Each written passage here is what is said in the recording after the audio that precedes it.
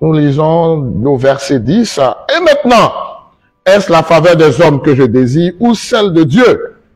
Est-ce que je cherche à plaire aux hommes? Si je plaisais encore aux hommes, je ne serais pas serviteur de Christ. Amen.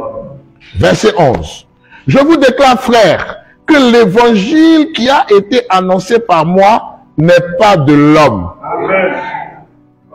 Amen. Donc ce n'est plus une affaire de Paul à dire. Hein? Amen. Amen. Amen. Il poursuit. Il dit, car je ne l'ai ni reçu, ni appris d'un homme, amen, mais par une révélation de Jésus-Christ. Amen. Donc ce que Paul prêchait était inspiré, amen, de Dieu. Amen. Amen. Amen. Que notre Seigneur soit béni. Amen. Amen. Il a été enseigné par Dieu. Amen. Voici pourquoi il pouvait donner le pourquoi. Il ne permet pas à la femme d'enseigner. Parce qu'il ne s'est pas arrêté là seulement en affirmant qu'il ne permet pas à la femme d'enseigner. Dans un débat un jour au plateau avec un prédicateur, il était pressé. Quand on a considéré cette écriture, il fait comme ça. Paul a dit quoi? Je ne permets pas à la femme d'enseigner. Je ne permets pas à la femme. Ça c'est Paul qui a dit. Ça c'est Paul qui a dit. Sans chercher à savoir pourquoi même Paul a dit ça. Paul se lève comme ça et puis il dit, il ne me permet pas à la femme d'enseigner. D'autres aussi ont pris un autre raccourci. Non, Paul était misogyne. Paul n'aimait pas les femmes. C'est vraiment enfantin. C'est vraiment ridicule. Paul n'aimait pas les femmes. Mais pourtant, il y avait les femmes qui le suivaient. Amen. Il y avait Évodie et Syntyche qui le suivaient dans le ministère. Amen. S'il n'aimait pas les femmes, mais il va s'entourer de femmes, pourquoi? Question. Amen. Amen. Il a donné aussi le témoignage de Phébé, n'est-ce pas? Amen. Amen. Amen. Il a dit, elle est diaconesse dans l'église de Chancelet. Il dit, elle en a aidé plusieurs, même moi aussi. Elle m'a été d'un précieux secours. Amen. Et elle a aussi aidé plusieurs. Amen. Que le nom du Seigneur soit béni. Amen. Amen. Cela n'a rien à voir avec le fait que Paul n'aimait pas les femmes ou aimait les femmes. Ça n'a absolument rien à voir avec cela. Amen. C'était la volonté de Dieu. Amen. Amen. Voici pourquoi il a dit clairement aux Corinthiens que c'est un commandement du Seigneur. Amen. Amen. Amen. Bien, la question est posée. Pourquoi la Bible dit, je ne permets pas à la femme d'enseigner? Pourquoi la Bible dit, la femme ne doit pas enseigner? La question est posée. Il faut donner la réponse. Allez d'aller chercher, rentrer dans un débat de sexe des anges et tout ça, non. À toute question biblique, il faut une réponse biblique. Amen. Amen. Mais par la grâce de notre Seigneur, la raison en a été donnée dans le même texte. Amen. Voici pourquoi nous disons toujours cela. Nous répétons constamment cela. Un authentique serviteur, il tient toujours compte du contexte d'avant et d'après le texte à examiner. Amen. Ceux qui aiment utiliser les bouts de versets, c'est ceux qui ont intérêt à cacher quelque chose. Et je le répète encore, un texte sans le contexte est un prétexte. Amen. Un prétexte pour faire quoi? Pour tromper. Amen. Amen. Bien. Paul se lève en disant, je ne permets pas à la femme d'enseigner, ni de prendre de l'autorité sur l'homme, mais elle doit demeurer dans le silence. Amen. Amen. Maintenant, nous poursuivons. Car Adam a été formé le premier et Ève ensuite. Amen. Il dévoile maintenant le mystère. Parce que, on pourrait se dire, mais pourquoi dans l'église, Dieu permet aux hommes d'enseigner et il ne permet pas à la femme d'enseigner? Ça paraît comme une forme d'injustice. Mais nous savons que Dieu n'est pas injuste. Amen. Il est juste.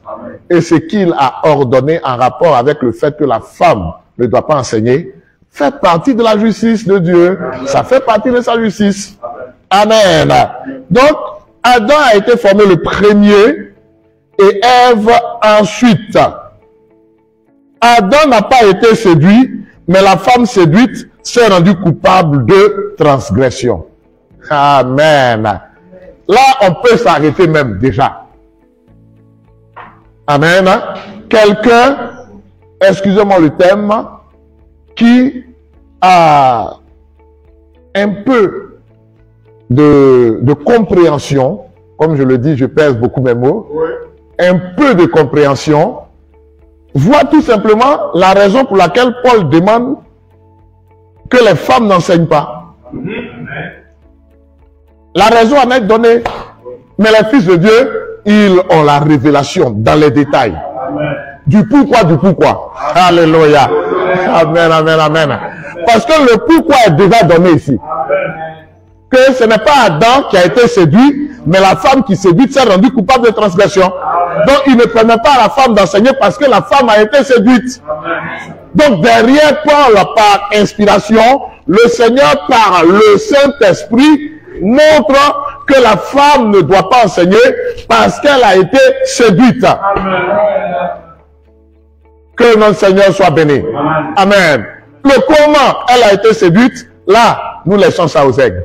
Puisque nous allons mettre à la disposition de tous ceux qui le voudront un petit bouquin, une petite brochure en rapport avec tous les détails. Amen. Comme il a beaucoup de choses à examiner dans les propos, nous laissons cela. Amen. Parce que vous les fils de Dieu, vous êtes heureux parce que vos yeux voient. Parce que c'est à vous qu'il a été donné de comprendre les mystères du royaume. Amen. Et si quelqu'un croit qu'il est fils de Dieu, la chose sera à sa disposition. Amen. Mais déjà là, à la question qui avait été posée, la réponse devait être là. Parce que la femme séduite s'est rendue coupable de transgression. Que le nom du Seigneur soit béni. Amen. Plutôt que de répondre en disant, bon, je leur ai dit, quel est le sexe du Saint-Esprit? Mais comment un esprit peut avoir un sexe? C'est la folie. Bon, lui-même il dit ceci, bon, ça c'est compliqué. On ne peut pas parler du sexe du Seigneur, lui qui nous a donné un sexe. Il en a, on ne doit pas en parler. Ils n'ont pas répondu parce que c'est compliqué. Ce n'est même pas compliqué. Amen. Ce n'est même pas compliqué. Un esprit, l'esprit de Dieu, le Saint-Esprit, n'a pas de sexe. Amen. Amen. Voilà. Et lorsque Dieu qui est esprit, selon Jean 4, 24, est devenu un homme, amen, il a eu un sexe. Amen. Il était de sexe masculin. Alléluia. Amen. Que le nom du Seigneur soit béni. Amen. Amen. Hein? Mais prenons le texte pour voir le sexe du Seigneur. Il dit parce que on ne doit pas parler du sexe du Seigneur. La Bible parle du sexe du Seigneur. Alors ensemble en Matthieu, l'évangile commence par là. C'est extraordinaire d'avoir la révélation venant de Dieu. Matthieu 1, à partir du verset 18. Voici de quelle manière arriva la naissance de Jésus-Christ. Marie, sa mère, ayant été fiancée à Joseph, se trouva enceinte par la vertu du Saint-Esprit, avant qu'ils eussent habité ensemble. Joseph, son époux, qui était un homme de bien et qui ne voulait pas la diffamer, se proposa de rompre secrètement avec elle. Comme il y pensait, voici un ange du Seigneur lui apparut en songe et dit, « Joseph, fils de David, ne crains pas de prendre avec toi Marie ta femme, car l'enfant qu'elle a conçu vient du Saint-Esprit. Elle enfantera un fils. Amen. Et tu lui donneras le nom de Jésus. Amen. C'est lui qui sauvera son peuple de ses péchés. Amen. Amen. Amen. Tout cela arriva afin que s'accomplisse ce que le Seigneur avait annoncé par le prophète. Voici, la vierge sera enceinte, elle enfantera un fils et on lui donnera le nom d'Emmanuel, ce qui signifie Dieu avec nous. Amen. Amen. Amen. Vous voyez que l'ange Gabriel s'est référé à Ésaïe 7, 14. Amen. Oui. Amen. La vierge sera enceinte et elle enfantera un fils. Amen. Pas une fille, Non. mais un fils. Amen. Et tout le long des évangiles, Oui. vous trouvez cela. Oui. Amen. Amen. Notre Seigneur Jésus-Christ était un homme. Amen. Voici l'homme, Jésus. Amen. Alléluia. Amen. Amen. C'est cela. On n'a pas le temps de tout lire parce que nous devons progresser. Mais déjà là, c'est très clair. Amen. Voilà, il est parlé de fils, pas de fille. Amen. Amen. C'est cela, que son nom soit glorifié. Amen. Quand nous lisons au chapitre 2, verset 15, il y resta jusqu'à la mort d'Hérode afin que s'accomplisse ce que le Seigneur avait annoncé par le prophète. J'ai appelé mon fils hors d'Égypte. Amen. Que le nom du Seigneur soit béni. Amen. Amen. Amen. Le Saint-Esprit n'a pas de sexe. Amen. Mais le Seigneur a un sexe. Amen. Quand Dieu, Esprit, est devenu un homme dans la personne de Jésus, Amen. il avait un sexe. Amen. Amen. Amen. Et il est question du Saint-Esprit Amen. masculin. Amen. Amen. Amen. Pas de la Saint-Esprit. Amen. Amen. Alléluia. Amen. Que le nom du Seigneur soit béni. Amen. Amen. Bien. Il dit qu'ils n'ont pas pu répondre parce que c'est compliqué. Ce n'est même pas compliqué. Mais lui, maintenant, il fallait qu'il donne la réponse. Il fallait qu'il donne la réponse pour qu'ils disent, oui, que le Saint-Esprit est féminin. C'est ça? Ou qu'il nous donne le sexe du Saint-Esprit. Si c'était le sexe mâle ou le sexe femelle. Amen. Mais ça n'avait absolument rien à voir avec la question. Amen. Et puis il dit, je dis bon, on laisse ça. La Bible dit, au dernier jour, je répandrai mon esprit sur toute chair, vos fils et vos filles prophétiseront. Je leur ai posé la question de savoir, est-ce qu'une prophétesse est l'épouse d'un prophète ou bien c'est une femme que Dieu qualifie au même titre qu'un homme et que Dieu nomme prophétesse? Une prophétesse, c'est pas l'épouse d'un prophète. Là, maintenant, il donne la réponse. Une prophétesse, c'est pas l'épouse d'un prophète. C'est une femme que Dieu prend au milieu de toutes les filles du monde que Dieu qualifie pour apporter sa parole. Maintenant, regardez ceci. Une question t'est posée en rapport avec la Bible dit que la femme ne doit pas enseigner. Tu ne prends pas ce verset-là. Mais là, tu parles d'autre chose, du sexe, du Saint-Esprit. Et puis maintenant, comme tu dis c'est compliqué, tu dis bon, laissons ça. Et maintenant, tu répondis en disant, la Bible dit. C'est bizarre. Tu ne prends pas ce que la Bible a dit, hein, en rapport avec la question qui t'a été posée sur le fait que la femme ne doit pas enseigner.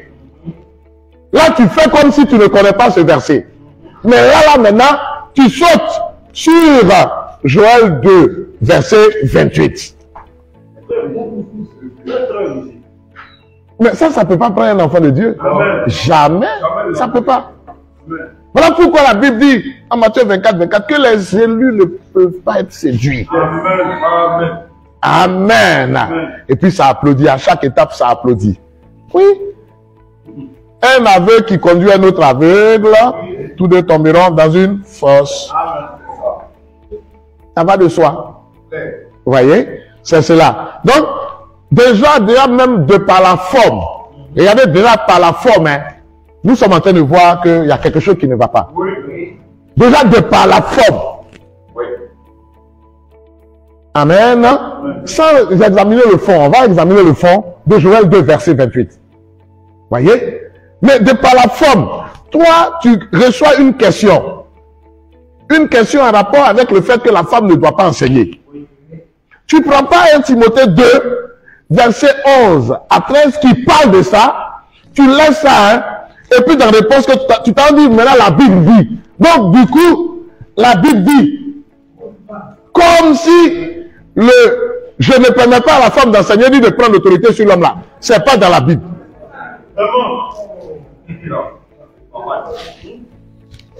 Comme si ça c'est dans le Coran.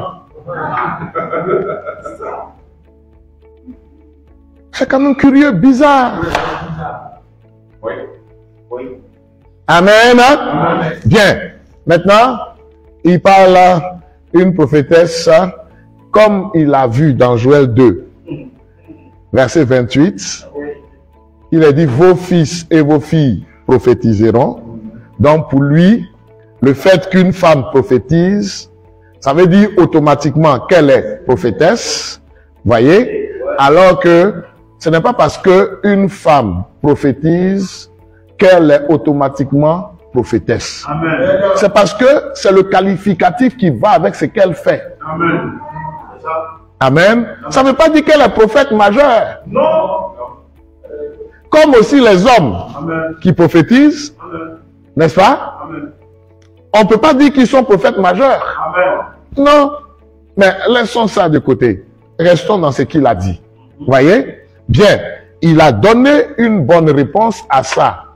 Qu'une prophétesse, c'est une femme, vous voyez, que Dieu qualifie et qu'il nomme prophétesse. Quand il dit ça, c'est-à-dire en rapport avec ce qui précède, qu'une prophétesse, ce n'est pas la femme d'un prophète.